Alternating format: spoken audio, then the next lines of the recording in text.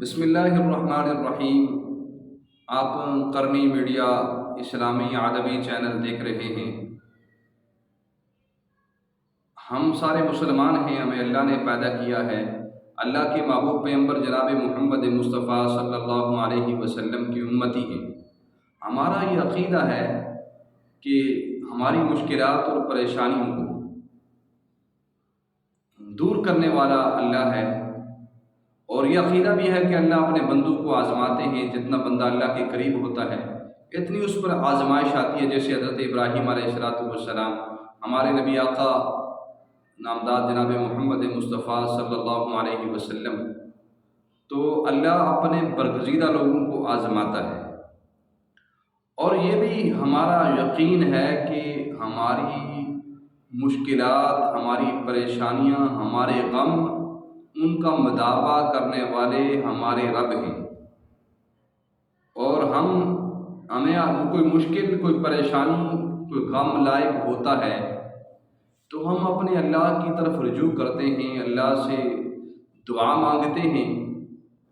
اللہ مشکلات کو، پریشانیوں کو، غموں کو دور کر دیتے ہیں، اللہ خوشیاں نصیب فرماتے ہیں۔ تو یہ دعا جو ہے یہ ایک عبادت ہے۔ حدیث میں آتا ہے دعا مخ العبادہ، دعا عبادت کا مغز ہے، اور ایک حدیث میں ہے دعا هو العبادہ، دعا ہی اصل عبادت ہے۔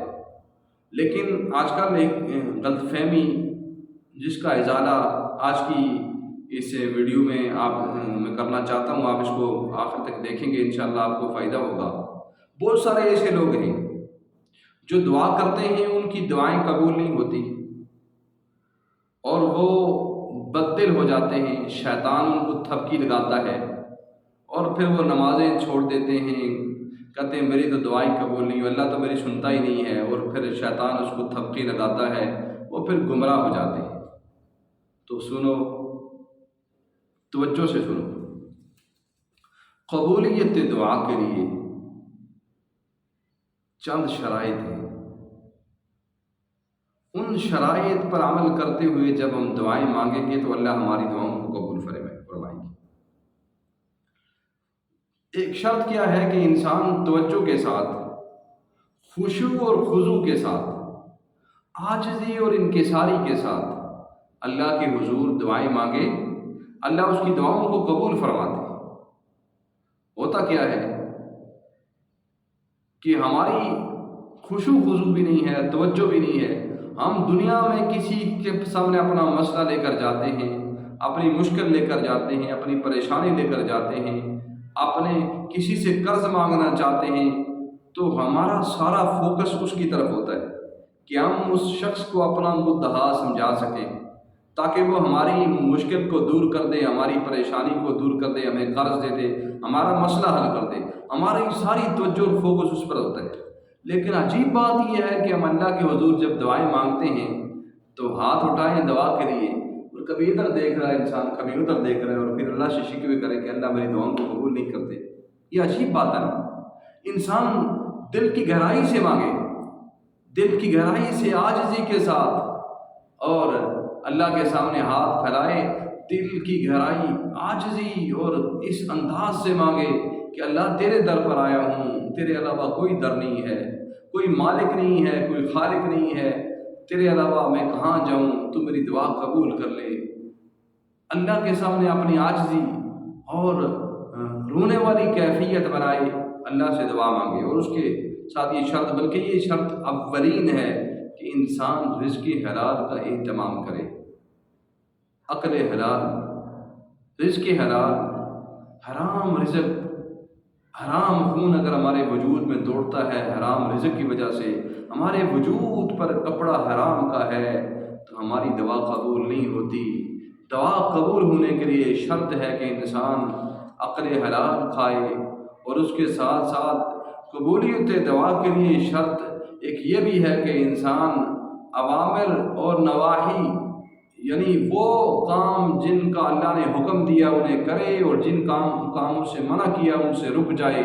اللہ نے نماز کا حکم دیا، نماز کی پابندی کرے، جھوٹ نہ بولے، غیبت نہ کرے، حسد نہ کرے، دل کے اندر برائی نہ لائے، حرام نہ کھائے، بد نظری نہ کرے، زبان سے بری باتیں نہ نکالے، گالی نہ کرے، دل سے کانوں سے میوزک نہ سنے، برائی سے بچے اور نیکی کے راستے پر چلے.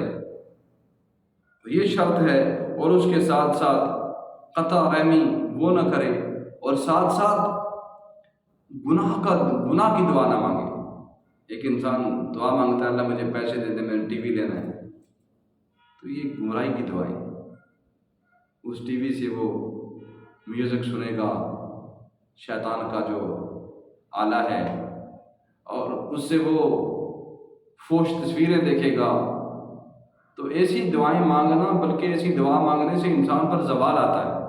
اور دوسری قطع رحمی کی ایک عورت دعا کر رہی ہے اللہ تعالیٰ مجھے گلوکارہ بنا دے، نعوذ باللہ من ذالک، مجھے گانے کا سلیقہ دے دے، میں گانا سیکھنا چاہتی ہوں. تو نعوذ باللہ یہ گمراہی کی دعائیں ہیں، ایسی دعائیں قبول نہیں ہوتی.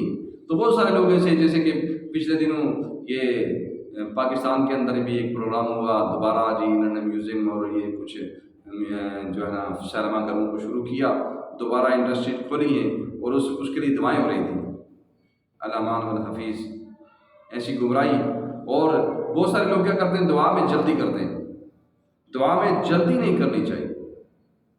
بعض اوقات جلد بازی میں دعائیں بھی قبول نہیں ہوتی. اور بعض اوقات کیا ہوتا ہے، ہمارا بچہ ہے اور بچہ کچھ مانگتا ہے، باپ سے ڈیمانڈ کرتا ہے، ماں سے میں نے فلاں چیز لینی ہے، لیکن باپ اور ماں سمجھتے ہیں کہ بچے کو میں نے یہ چیز لے کر دے دی، بچہ پڑھائی سے دور ہو جائے گا، بچہ دین سے دور ہو جائے گا، بچے کے لیے یہ چیز نقصان دہ ہے. لیکن بچے کا چھوٹا دماغ ہے، وہ سوچتا ہے، وہ بزید ہوتا ہے کہ میں نے یہ لینی ہے.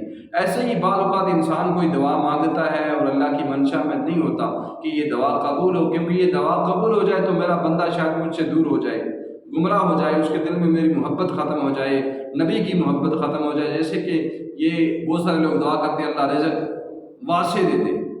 رزق جب زیادہ آتا ہے، جس کے پاس بہت سارے لوگ جس کے پاس مال و دولت کی فراوانی ہوئی اور وہ اللہ کو بھی بھول گیا، رسول اللہ کو بھی بھول گیا، نماز بھی بھول گیا، والدین بھی بھول گیا، وہ پھر دنیا کی مستی میں الجھ جاتا ہے.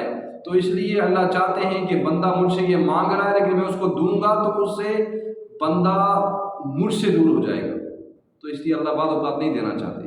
اور ایک بات اور سمجھیں، اگر انسان کو پتہ چل جائے قیامت کے دن جب انسان اپنے اعمال دیکھے گا نا اتنے زیادہ ہیں، تو پوچھے گا یہ کہاں سے ہے؟ کہا دنیا میں جو دعائیں مانگتا تھا تیری دعائیں قبول نہیں ہوتی تھی نا بظاہر، تو یہ تیرے لیے ذخیرہ ہو رہی تھی. وہ کہے گا کاش دنیا کے اندر میری کوئی دعا بھی قبول نہیں ہوتی، تو یہ دعائیں میرے لیے ذخیرہ بن جاتی.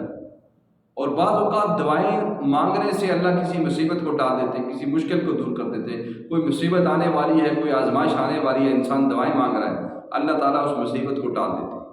اور ایک بات یاد رکھیں کہ دعا مانگتے ہوئے اعتقاد کے ساتھ، یقین کے ساتھ دعا مانگے، اور دعا سے پہلے اپنے رب کی تعریف کرے اور پھر نبی پر درود پڑھے. حدیث میں آتا ہے جس دعا سے پہلے اور آخر میں درود پڑھا گیا وہ دعا قطعاً رد نہیں ہوتی.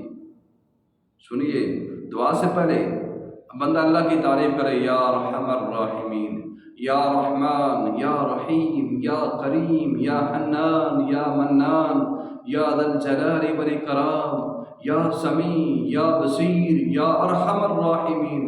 پھر درود پڑھے اور پھر دعا مانگے دل کی گہرائی سے، توجہ کے ساتھ، عاجزی کے ساتھ، انتہائی عاجزی اختیار کرے. اور پھر جب بندہ اس طرح کی عاجزی کرتا ہے، اللہ فرشتوں کو کہتے ہیں فرشتوں میرے بندے کو دیکھو کیسے میرے سامنے عاجزی کرتا ہے. اور پھر اللہ فرشتے کو گواہ بنا کر کہتے ہیں میرے فرشتوں گواہ ہو جاؤ، میں نے اس کی دعا کو قبول کر لیا، میں نے اس کو معاف کر دیا ہے، میں نے اس کے بارے میں جنت کا فیصلہ کر لیا ہے. تو بعض اوقات یہ کیفیت انسان کو بنانی پڑتی ہے، دعا قبول ہوتی ہے. پھر یقین سے انسان دعا مانگے کہ میرا رب ہے، میری دعا کو ضرور قبول کرے گا. یقین نہیں ہوتا. اور پھر اوقات، دعاؤں کے اوقات ہوتے ہیں، فجر کی سنتوں اور فرضوں، بلکہ ہر فرض اور سنت کے درمیان، اذان اور اقامت کے درمیان دعائیں قبول ہوتی ہیں. تہجد کی دعا تو ایسی ہے جو قطعاً رد نہیں ہوتی. تہجد کی نماز پڑھیں اور اس کے بعد اللہ سے مانگیں تو وہ دعائیں قطعاً رد نہیں ہوتی. جمعے کے دن کثرت سے مانگے وہ دعا رد نہیں ہوتی. اور ایسے ہی جو ہے خاص عبادت کریں اس کے بعد دعا مانگیں. تنہائی میں مانگے، عاجزی سے مانگے، اللہ ضرور دعاؤں کو قبول کریں گے۔ اللہ تعالیٰ ہمیں مانگنے کا سلیقہ نصیب فرمائے، اللہ ہماری دعاؤں کو قبول فرمائے، اور اللہ تعالیٰ ہمارے سارے مسائل کو، سب سننے والوں کے سارے مسائل کو حل فرمائے۔ جزاک اللہ خیر۔